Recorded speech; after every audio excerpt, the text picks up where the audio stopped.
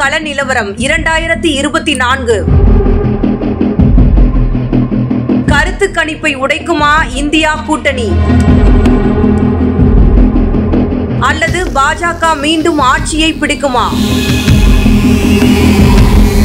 தமிழகத்தின் கள நிலவரம் என்ன?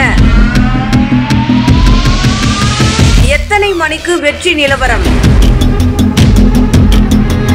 அண்ணாமலை, கனிமொழி, சௌமியா அன்புமணி, திருமாவளவன், விஜயபிரபாகரன், தினகரன், OPS உள்ளிட்ட நட்சத்திர வேட்பாளர்களின் வெற்றியும் தோல்வியும் மக்கள் யார் பக்கம்? தேர்தல் கள நிலவரத்தை முழுமையாக காண கலர் கண்ணாடி வாய்ஸுடன் இணைந்திருங்கள். தமிழகத்தின் 39 மக்களவை தொகுதிகளுக்கும் புதுச்சேரி உட்பட 40 தொகுதிகளுக்கும் இன்று மதியம் 3 மணிக்கு வெற்றி நிலவரம் அறிவிக்கப்பட்டுவிடும். இந்திய அளவில் 543 மக்களவை தொகுதிகளில் இந்தியா கூட்டணி எத்தனை, பாஜகவின் தேசிய ஜனநாயக கூட்டணி எத்தனை என்ற விவரம் அறிவிக்கப்பட்டுவிடும் என்ற நிலையில் அடுத்த பிரதமர் யார் என்ற எதிர்பார்ப்பு தீயாய் பற்றி எரிகிறது. முதலில் தபால் வாக்குகள் எண்ணப்படும். அதனைத் தொடர்ந்து மின்னணு வாக்குப்பதிவு எண்ணிக்கையையும் முன்னிலை நிலவரங்களும் அடுத்தடுத்து வழங்கப்படும். தமிழகத்தில் நட்சத்திர தொகுதிகள் 12 உள்ளன. தென் சென்னை தமிழச்சி தங்கபாண்டியன், ஜெயவர்தன், தமிழிசை சவுந்தரராஜன், சிதம்பரம் திருமாவளவன், கார்த்தியாயினி, சந்திரகாசன், வேலூர் கதிர் ஆனந்த், AC சண்முகம், பசுபதி, ராமநாதபுரம்